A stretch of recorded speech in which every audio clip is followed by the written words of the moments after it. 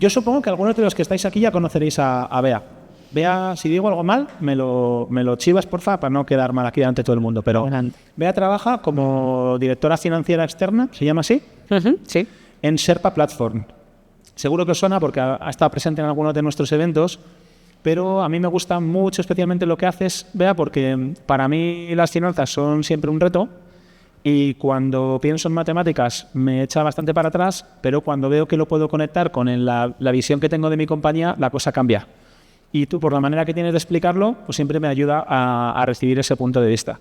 Antes de empezar, me apetece preguntaros a las personas que estáis aquí, que tenéis agencia o que estáis trabajando en ellas, la mayoría sé que dirigís negocios, ¿cuántos estáis trabajando las finanzas de forma seria? Es decir, ¿dedicáis tiempo, diría, semanal a revisar vuestras finanzas? Por favor, levantad un poquito más arriba la mano. Fijaos, yo creo que ahora mismo no estamos ni en un 50% de la sala, ¿vale?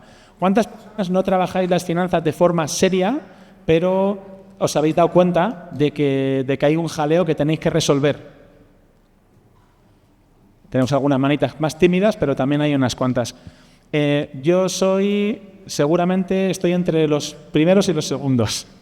¿Vale? ¿Qué más cerca de los primeros? Claro es. Entonces, vamos a intentar aprovechar que estás aquí para aprender cómo pueden ayudarnos las finanzas dentro de la agencia y a quitarnos ese lastre. Y os diría que es un lastre. Fijaos los chicos de Dobus que han estado antes y nos contaban cómo ellos enfocando las ventas, enfocando los resultados, han construido lo que quieren y no al revés. No haciendo lo que quieren, de repente han llegado a los resultados, ¿no? Que es lo que hacemos muchos de nosotros. Corti. Muy bien.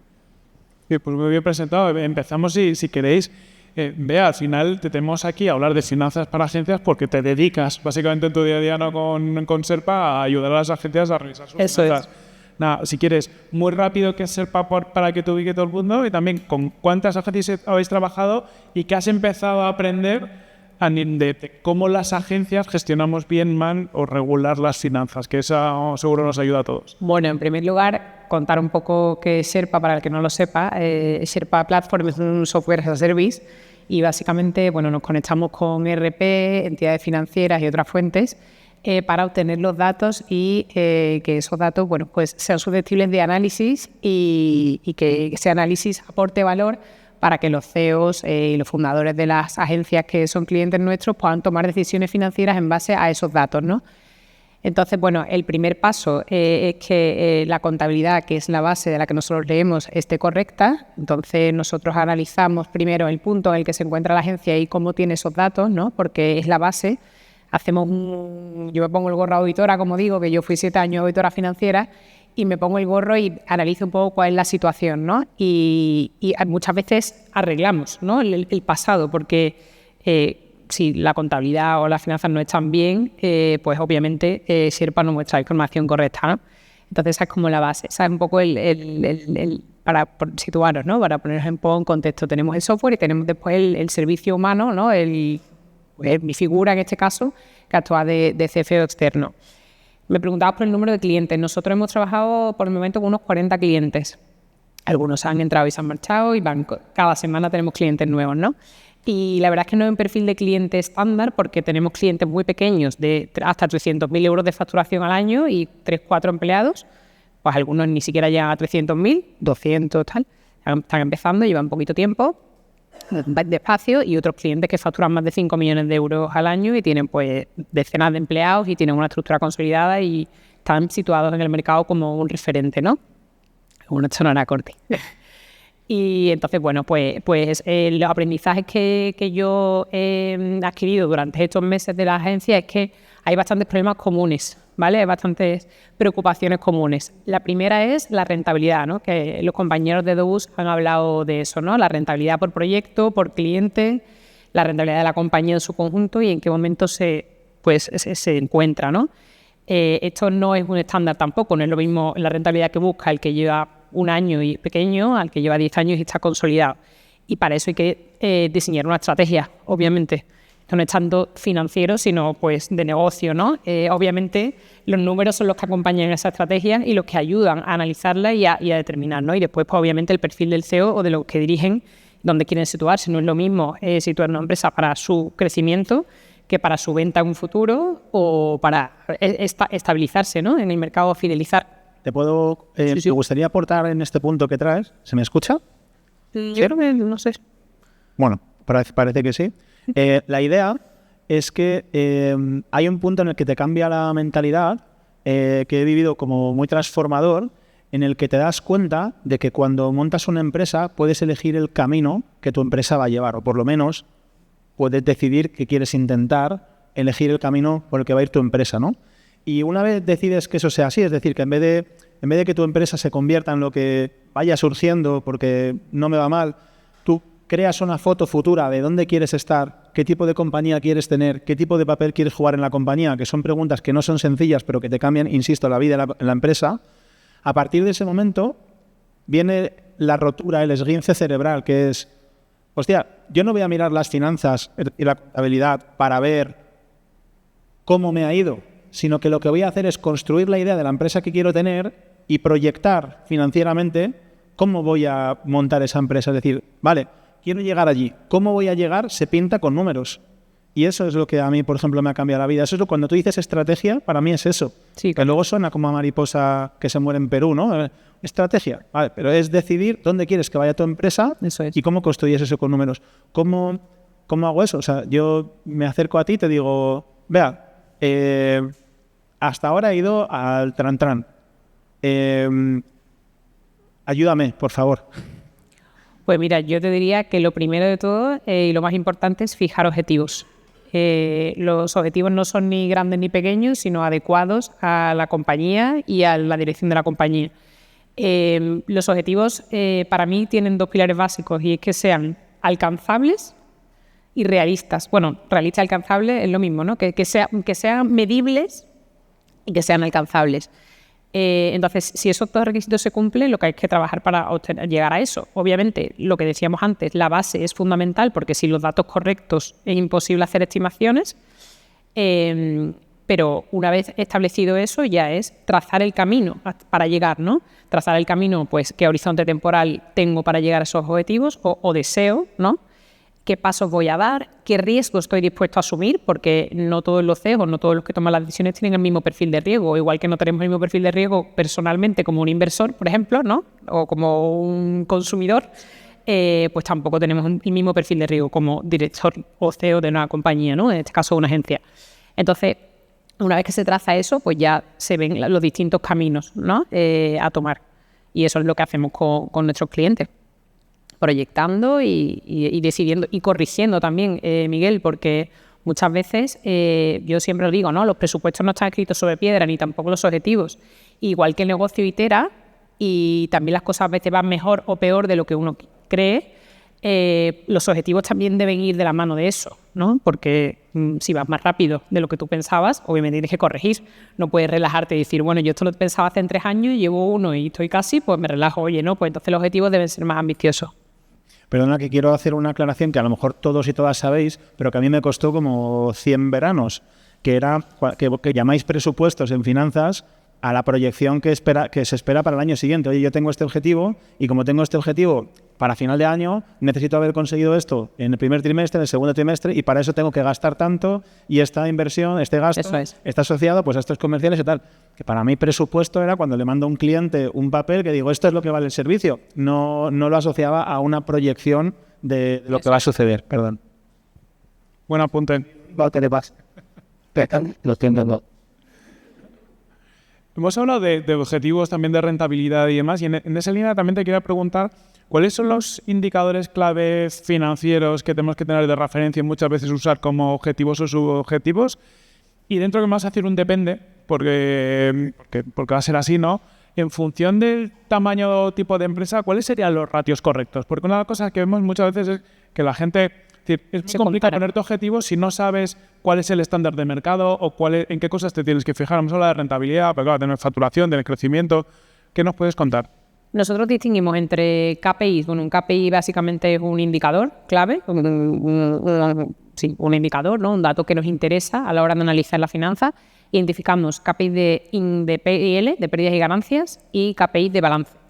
Los KPIs de pérdida de ganancias, que son los que se vigilan mensualmente con más detalle, identificamos 5 en el grupo de las agencias, ¿no? Y son ingresos, que todo el mundo sabe lo que facturo, margen bruto, que es la diferencia entre ingresos y el coste directo que tengo de mis proyectos, ¿no? Lo que puedo imputar directamente a mi trabajo, EBITDA, que es el resultado final después de incluir la estructura y otros gastos, y después el propio coste directo y el coste de estructura, ¿no? Después de ahí sacamos otros KPI y tal, pues, por supuesto porcentajes sobre ventas y tal.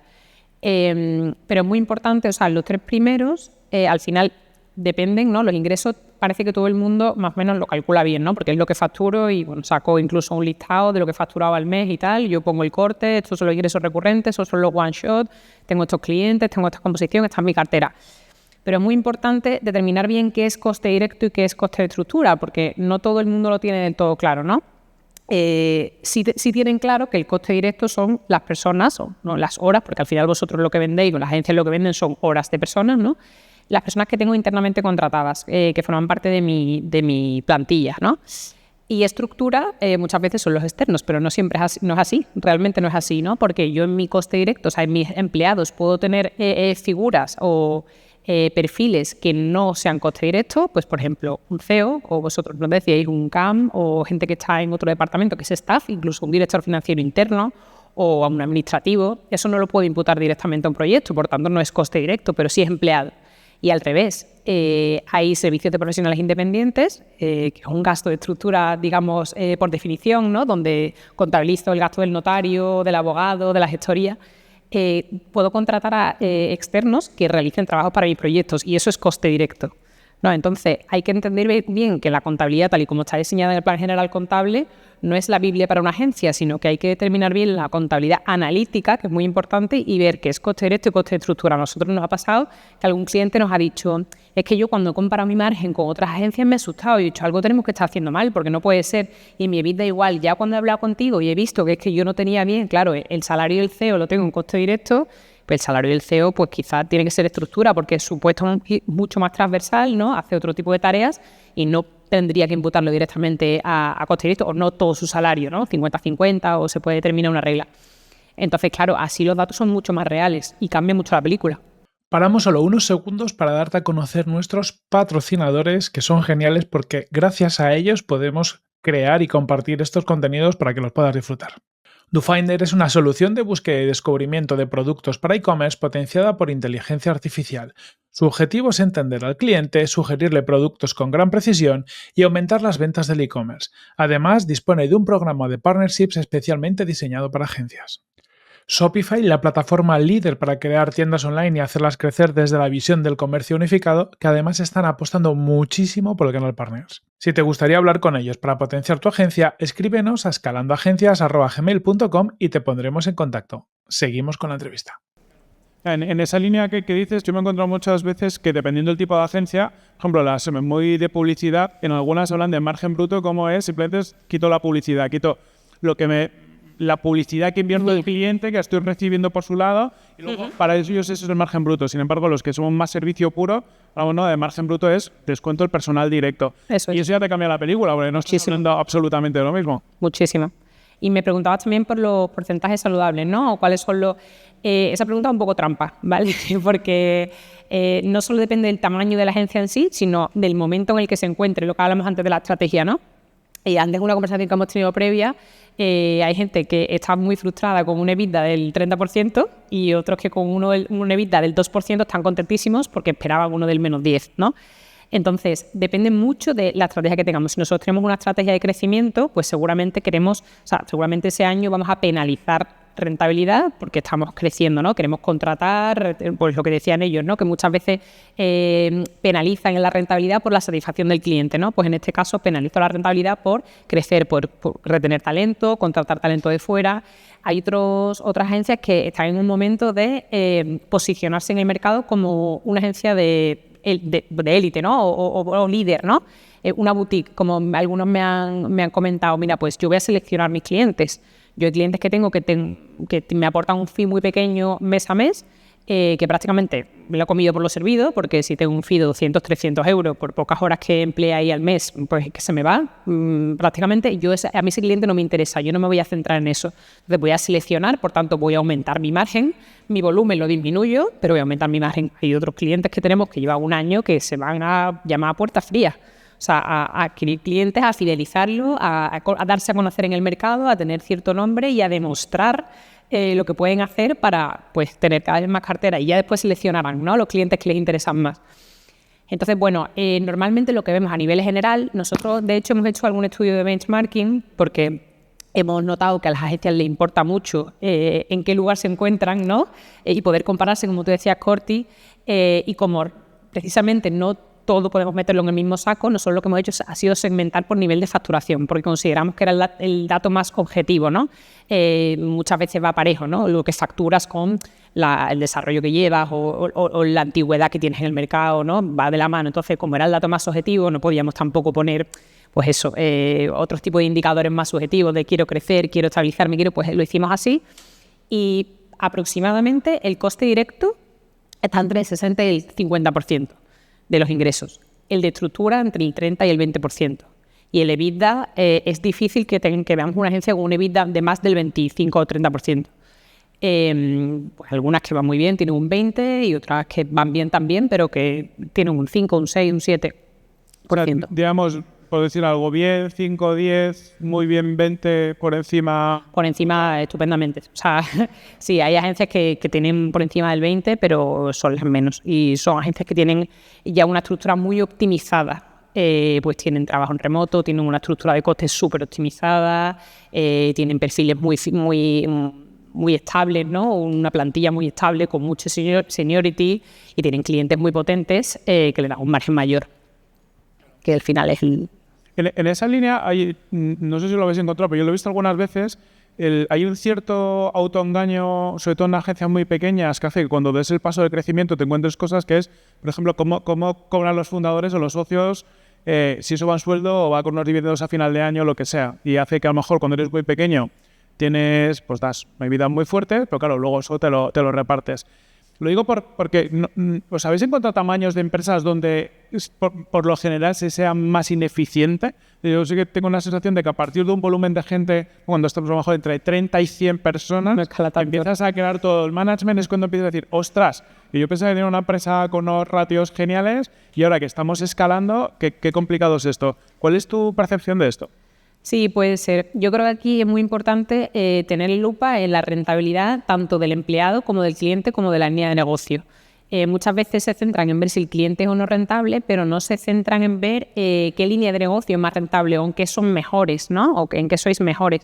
Entonces, no consiste en vender lo que sea al cliente que sea o al cliente grande, sino, oye, en qué soy bueno verdaderamente, dónde puedo poner un fee más alto que la competencia porque me puedo diferenciar y, por tanto, dónde puedo sacar más jugo de la naranja, ¿no?, en este caso. Entonces, claro, o sea... y también medir mucho, porque cuando llega, lo que tú dices, cuando llegas a un determinado tamaño, pues ofrece beneficios a los empleados a lo mejor, ¿no? Un seguro, un renting de coche, un no sé cuánto, formación, porque además también los perfiles te lo requieren y tú quieres diferenciarte de la competencia porque no quieres que se te vea el talento. La semana pasada justo un cliente me dijo, es que quiero hacer un plan de retribución flexible más potente, que no tengo nada, porque hace unos años se me fue muchísima gente, y eso es un coste brutal porque tengo que incorporar, bueno, para empezar, seleccionar, que ya es un coste. Después, incorporar, acertar, porque no siempre acierto. Después, formar, que esa persona se adapte a la cultura de la compañía, al equipo, ¿no? Que sea una persona que crea un ambiente saludable, que yo considere que está. Entonces, todo eso tiene un coste y quiero, pues, tener un plan de retribución flexible. Eso cuesta dinero. Eso cuesta dinero. Hay que calcular muy bien. De hecho, yo lo estoy ayudando porque dice, no quiero que se me vaya de las manos, ¿no? No quiero que esto me arruine la compañía porque todavía no tengo un tamaño muy grande.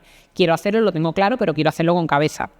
Entonces, yo creo que la respuesta a eso es con cabeza teniendo en cuenta qué es lo que tú quieres sacrificar y qué es lo que tú quieres potenciar en tu agencia, ¿no?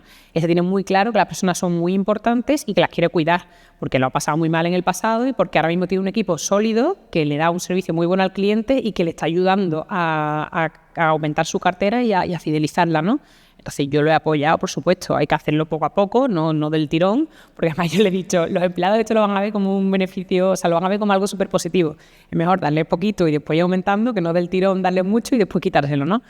Esa parte que decíamos antes, ¿no? Del presupuesto, ¿no? De planificarlo para entender cuál es el impacto que va a tener. Efectivamente, incluso con varios escenarios, ¿no? Un escenario más conservador, uno más neutro y uno más optimista. Y ya él que decida, yo no voy a tomar la decisión por él, yo le voy a dar los datos y él tiene que decidir qué es lo que tiene que hacer con su compañía. ¿Cuánto dinero tengo que tener en el banco si soy una agencia? ¿Cuánto dinero tengo que tener? Sí. Bueno, eso es buena pregunta también.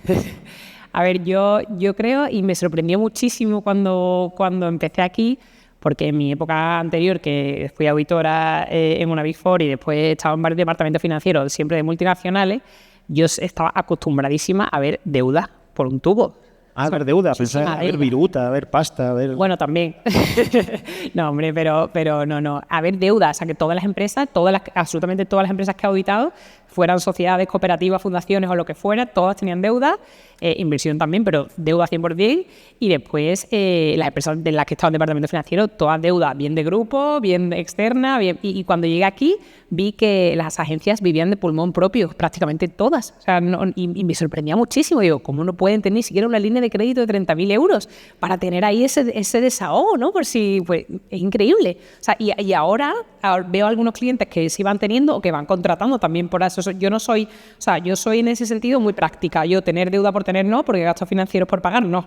Pero si habéis tenido sustos de caja, como si ya lo habéis tenido en el pasado, ¿cómo nos preparáis para eso, no? Entonces, al final, el tema, Miguel, no te voy a decir una cifra concreta, porque obviamente depende del tamaño que tengas, ¿no? Pero yo siempre digo que aquí hay que tener muy vigilado la corriente de cobros y la corriente de pagos. Las nóminas, que es vuestro gasto fundamental, vienen todos los meses. Todos los meses hay que pagar a los empleados. Y a los clientes, desgraciadamente, no siempre se les cobra en el momento que hay que cobrar, ¿no? Entonces, si hay un desfase entre la corriente de cobros y la corriente de pagos, pues tengo que tener liquidez de otra manera.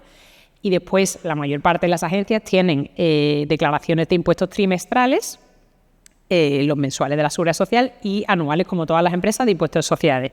El impuesto de sociedades suele ser un palo bastante gordo, ¿vale? Entonces, si no estoy preparado para eso, me veo con el impuesto de sociedades en julio, que es que si no he cobrado a 2 clientes relevantes y tal, y he tenido el variable en abril-mayo, es que estoy ahí canino. Entonces, no tengamos miedo a endeudarnos, obviamente con cabeza también, pero no tengamos miedo. Y después, aquí es importante, Miguel, a tu pregunta, la proyección de cash flow. Porque yo puedo tener ahora mismo un dinero, pero si yo decido que este año quiero crecer, oye, pues voy a tener en cuenta que voy a tener un empleado más, pues un salario más, tal, tengo que hacer los cálculos. Tengo estos proyectos o estas ventas que tengo calientes, pues entonces me permite llegar hasta aquí en los gastos o no, o este cliente se me ha caído, oye, pues entonces hay que reconducir, ¿no? Justo un cliente también me decía hace poco, tenemos que revisar el cash flow porque hay un cliente muy relevante que está en su top 5, que lleva varios años con él, con un fee recurrente grande, pues vamos a tener que reestructurar el equipo, porque yo ahora mismo, con la estructura que tengo, o sea, con la cartera que tengo, no puedo mantener a todo mi equipo, desgraciadamente, aunque quiera, ¿no? Porque, entonces, si tenemos esa proyección de cash flow, que en el Sherpa lo tenemos a 12 meses, si tenemos los datos de holder correctos y tenemos pues las facturas recurrentes metidas, tenemos las proyecciones bien hechas y los gastos bien contabilizados, nosotros hacemos proyecciones, ahí se ve muy bien cuál va a ser la tendencia de la caja. Y ahí nos va a dar una foto de qué caja necesitamos en los próximos 12 meses. Vea, ¿cuánto dinero tengo que tener en el banco? ¿2 meses? ¿3 meses? Dices de supervivencia de meses, no de importe, ¿no? De que, o sea... Si no cobras nada de aquí a... No tanto supervivencia, sino, imagínate, ¿cuánto sería aconsejable que yo tenga en el banco, entre comillas, parado, el importe de mis nóminas y mis gastos medios mensuales multiplicados por 2, el runway. ¿Cuánto necesitas de runway? Yo te diría que 5 o 6 meses mínimo. No voy a preguntar al público... Sí, pregunta.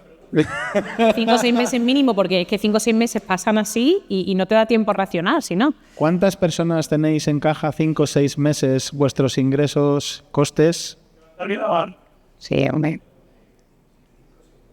Maravilla, hablamos de un 1%. Me levanta mucha mano. No voy a hacer cálculo. Enhorabuena por eso. Y el resto tenemos que trabajar mejor las finanzas. Perdona, que te he apretado un poco con esto. No, para nada. Yo diría eso. Hay gente que le gusta el riesgo también. Total. ¿Qué puntos en la experiencia que tienes, qué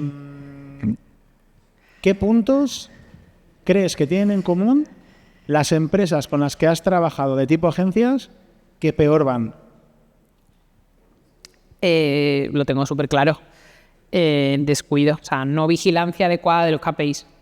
No control, falta de control. Ese es el problema más común, sin duda. Si tú no controlas tus números, no sabes cuáles son tus resultados, no sabes cuáles son tus gastos, no sabes qué facturas, cuándo facturas, si te lo estás haciendo bien, es imposible, imposible, es muy difícil que tomes las decisiones adecuadas y aciertes, porque si no te basas en información real, pues descontrol al final. O sea, te voy a dar un dato que compartimos. No me acuerdo de cuál es la cifra. La primera vez que me conecté en Sherpa, en más o menos de 12 horas, me escribiste un WhatsApp y me dijiste algo así como ¿por qué tienes pendiente 250 y pico mil pavos o algo así? ¿Y qué pasa con esto? Sí, no me acuerdo. Ajá. Si tú te acuerdas. Sí. Así Danger, ¿no? Te puse ahí un símbolo de peligro. Y desde ese día, primero dormí peor, pero ahora duermo mejor, la verdad. Perdón. No, por supuesto, hay que vigilar la morosidad, eso está también súper claro, y no todo el mundo lo hace. O sea, hay facturas ahí que yo digo, esta factura, sí, bueno, es que esto es importante. Oye, lo tienes en manos de algún abogado, lo estás reclamando, lo tienes por perdido ya, entonces lo tenemos que provisionar de alguna manera. O sea, esto no puede estar aquí si no se vigila eso. O sea, estamos muy pendientes. Yo veo que hay distintos perfiles, ¿no? Pero yo os veo casi todos los CEOs muy técnicos y muy encima del negocio, súper encima, que eso tiene una parte buena y una parte mala. La parte buena es que controláis muchísimo y no estáis solo dirigiendo y acompañando, sino en el ajo, ¿no? Y tomando las decisiones y acompañando al equipo. O sea, soy pues una pieza clave en la parte técnica y en el trabajo del día a día, en la parte operativa. Pero por otra parte, eso descuidar, o algunos descuiden ese tipo de cosas, ¿no? De, oye, estar encima del cliente, cobrar, que, bueno, no siempre tiene que ser el CEO, a lo mejor puede ser delegado en otro perfil, pero vigilar, oye, y este cliente, por supuesto, no le estaré sirviendo. No, sí, es que es primo, es que es amigo, que no, o sea, le estáis sirviendo y lleva sin pagar no sé cuánto tiempo, o sea, que me ha pasado, que me sigue pasando. O sea, a mí me parece increíble, pero en ese sentido hay poca mente fría, ¿no? De decir, oye, que es que es mi negocio, que es que a mí esto me cuesta dinero y esto no es una ONG, ¿no? Eso es. Has dicho, ¿no? A la pregunta esta de cuáles son las cosas comunes, lo primero, falta de control de los KPIs. ¿Hay algunos elementos más que veas que las agencias que peor lo hacen también tengan en común? Sí, de los KPIs y después de la parte de rentabilidad. O sea, yo veo que, claro, que no siempre es fácil medir la rentabilidad de un proyecto porque, según veo, las horas no se imputan correctamente o hay demasiadas horas invertidas que a lo mejor no son facturables, ¿no? De reuniones, de brainstorming, de tal. Al final, las agencias tienen una parte grande creativa que es más difícil de medir, ¿no?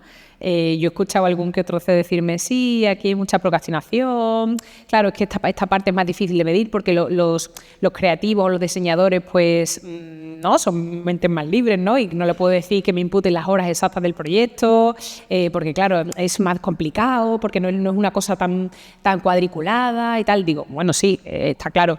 Pero también es verdad que no solo depende del empleado, depende muchas veces del cliente. Y yo creo que tener alineadas las expectativas con el cliente es importante, ¿no? Oye, este es el fee si se cumplen estas condiciones. Si estas condiciones no se cumplen, pues habrá que refacturar otro importe, porque lo que no puedo hacer es perder dinero porque no seamos eficientes ambos, ¿no? O sea, si hay unos deadlines, si hay un roadmap que está determinado y una serie de entregas, yo puedo cumplir con estas entregas siempre y cuando tú me facilites a mí lo que necesito y no me cambies porque también he escuchado, Miguel, no de ti directamente creo, pero no me cambies la película mientras estoy en el proyecto, porque es que entonces esto hay que redirigir, ¿no? Entonces, medir esas horas imputadas a ese proyecto muchas veces es complicado y lo que pasa es que se va de madre. Que se va de madre y entonces pasa lo que han contado los compañeros, que pierde dinero. Y te enteras de eso cuando ya ha pasado. Cuando ya ha pasado un tiempo, cuando ya has hecho varios trabajos para ese cliente o para ese tipo de cliente. Y entonces, pues, también te cuesta abandonarlo porque tampoco quieres quedarte sin él.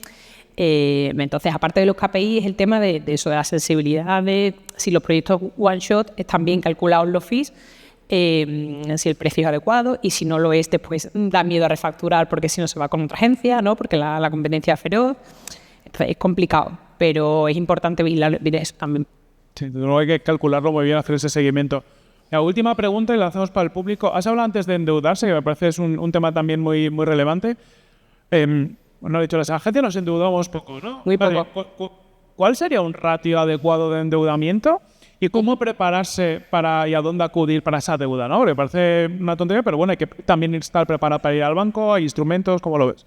El ratio de apalancamiento es un ratio que nosotros medimos y aportamos todos los meses. Es verdad que está muy cercano a cero en casi todas las agencias, ¿vale? Yo diría que depende también del tamaño y sobre todo de la estrategia. O sea, me cuesta decirte un ratio ideal porque dependería de otros factores, también de la liquidez y la solvencia que tú tengas, ¿no? Porque son ratios que van muy, muy de la mano.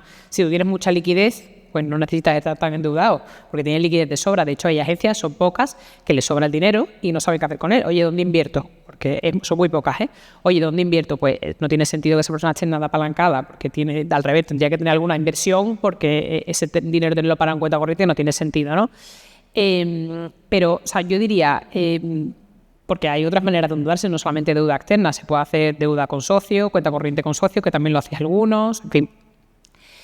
Yo te diría, depende mucho de la estrategia que quiera seguir la agencia, por supuesto, y sobre todo de la utilización que se vaya a hacer. Y ahí ver si la deuda que me interesa es a corto plazo, a largo plazo, o otro tipo de deuda que no sea con bancos. Hay pues CEDETIS, ENISAS, que algunos lo conoceréis, subvenciones autonómicas del Estado. O sea, que hay que ver, de hecho di un webinar hace no mucho de eso, porque hay que ver qué perfil o qué necesidades tienes para acudir a una u otra financiación, porque hay financiación más cara, pero que es necesaria. Por ejemplo, las tarjetas de crédito son caras normalmente, depende de la relación que tengas con el banco, pero bueno, pueden ser caros, tener comisiones grandes, una línea de crédito, pero es que hay veces que es necesaria sí o sí, porque tengo empleados viajando, porque tengo necesidad de caja a muy corto plazo y tengo que mudarme así.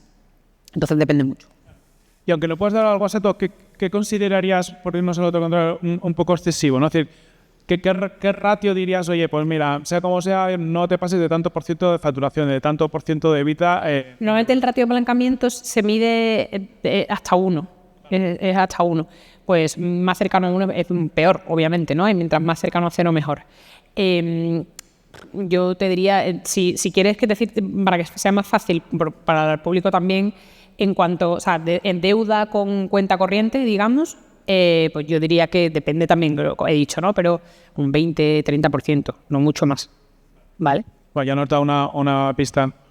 Pues vamos a aprovechar que podéis hacer alguna preguntilla. Mira, por aquí. Gracias. Hola. Hola. Desde un punto de vista financieramente hablando, ¿qué sería saludable tener personas de back, o sea, de estructura en una agencia media, en una agencia grande, de estructura y personas que no producen productos, que no están dedicadas directamente a hacer el servicio? Porcentaje. Pues te diría que yo de media lo que veo es 20% de estructura versus personal técnico. En una agencia de tamaño mediano de 10 a 20 personas, normalmente si es de 10 personas, 1 o 2 perfiles de estructura, y si son 20, pues de 3 a 4 perfiles, o sea, en torno a un 20%. También es verdad que eso no es un criterio fijo, o sea, es un criterio también propio de la agencia. Tú me puedes decir que en tu agencia el CEO hace mucho trabajo técnico porque en el punto en el que estáis, pues una persona que se está, digamos, remangando mucho, entonces pues se podría limitar 50-50, ¿no?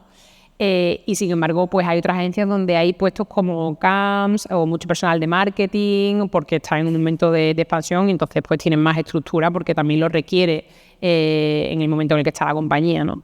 Pero sí, te diría que es 20%. Hola, ¿se escucha? Hola, sí. Hola, Beatriz. Cuando llega final de año, ¿no?, y vas a hacer balance y llega, ¿no?, ese dinero que dices tú, las agencias no saben qué hacer, dónde invierten porque no te puedes tampoco estocar, no puedes hacer cosas de esas. Una de las opciones es guardar una parte como previsión de indemnizaciones. Uh-huh. En la experiencia que tenéis, ¿qué porcentaje de las agencias guardan cash como previsión de indemnizaciones? ¿Qué porcentaje es, si es el total acumulado del año o un histórico actualizado de cuál sería la indemnización si quiero despedir a todo el mundo hoy, ¿no? Algo así, ¿no? Como súper bestia. Y si eso está bien para tenerlo como runway, como cash flow, aunque lo tengas metido en un producto de poco riesgo, tipo un fondo monetario o alguna cosa así, un depósito. Uh-huh. Sinceramente creo que, o sea, desde luego en estos 10 meses no hay ninguna sola agencia o nadie de ninguna agencia que me haya dicho este dinero es para indemnizaciones. No lo han mencionado. O sea, o tengo este fondo pensado para esto o lo tienen en el presupuesto. La realidad es que no es así. Otra cosa es que en su cabeza eso esté guardado ahí para eso, ¿vale? Y no lo hayan comunicado. Si se tiene pensado en el presupuesto, ¿no? Básicamente eso debería estar en el presupuesto si se tiene contemplado para el año siguiente o para los próximos años, ¿no? Si se va a hacer una reestructuración en la sociedad y se va a recortar, pues obviamente eso es un dinero que va a salir de la caja y es importante tenerlo porque lo vas a tener que pagar sí o sí, ¿no? Si vas a llevar a cabo esos despidos. Yo te diría que eso tiene que ir en el presupuesto y, por supuesto, si está en el presupuesto como un gasto y como una salida de caja, ambas cosas, gasto y salida de caja, tiene que estar ahí y, por tanto, tiene que estar disponible en la caja. También te digo, si no lo tienes, hay que evaluar si tiene más sentido hacerlo ya o hacerlo en el momento en el que lo tienes. Porque es una salida de dinero grande, pero a lo mejor unos meses de diferencia no implica mucho y, sin embargo, pedir financiación externa para efectuar ese despido es más caro que mantener a esa persona 2 meses más, haciendo trabajo, por supuesto, y aportando valor y generando negocio, que no endeudarte para pagarle la indemnización. Entonces, hay que hacer los números y ver qué es lo que interesa más. Pero es muy buena pregunta, porque casi nadie lo incluye en los presupuestos y hay que hacerlo. Porque cuando llega el momento... Si nadie lo hace lo mismo, ¿por qué no hay que hacerlo? No, sí hay que hacerlo, porque yo en estos meses que he estado en la compañía ha habido despidos y ha habido que pagar indemnizaciones. Es verdad que no ha habido problemas de caja en los casos en los que se han hecho, pero sí se nota, o sea, se nota. Una cosa es que no tenga dinero y otra cosa es que no afecta, por supuesto. Y después hay que reestructurar el personal porque que tú quieras efectuar un despido no significa que esta persona esté aportando cero, es decir, que se vaya y de repente todo siga igual con los empleados que se quedan. Pues obviamente su trabajo hay que repartirlo, la rentabilidad suele bajar, sobre todo al principio, se pasan meses durillos, ya después todo se estabiliza y normalmente crece, ¿no? O sea, pasados unos meses donde todo está estabilizado, pues la cosa vuelve a su ser, incluso mejora, porque está claro que el equipo estaba sobredimensionado, ¿no? O esa persona no llegaba a los objetivos que se pedían de él. Muchas gracias. Estupendo. Muchísimas gracias. Sé que hay más preguntas, he visto más manitas por ahí, pero os voy a animar a que abordéis a Bea en el coffee break y no la dejéis comer ningún bollito, ni ninguna frutita. Oye, muy rápido, me ha encantado tenerte, ya te dije que me parecía súper valioso. Y me ha gustado la idea esa de hilando las finanzas con el camino para conseguir lo que quieres, lo que buscas, el tipo de empresa que quieres tener. Plantearse lo primero, qué objetivos necesitas plantear tener en tu camino. Luego, a partir de ahí, para no ser de esas agencias que lo hacen o lo hacemos peor, pues fijarnos en lo que va pasando en el día a día, es decir, controlar nuestras métricas, entre ellas ingresos, margen bruto, EBITDA, coste directo, coste de estructura como puntos súper clave. Y has hecho mucho hincapié en varias ocasiones en el coste de los servicios, el margen de los servicios, para también entender dónde haces no solamente un mejor trabajo, sino realmente dónde ganas pasta. Me ha parecido muy interesante para hacer un resumen muy rápido. Muchísimas gracias, Bea, por tu rato. Gracias.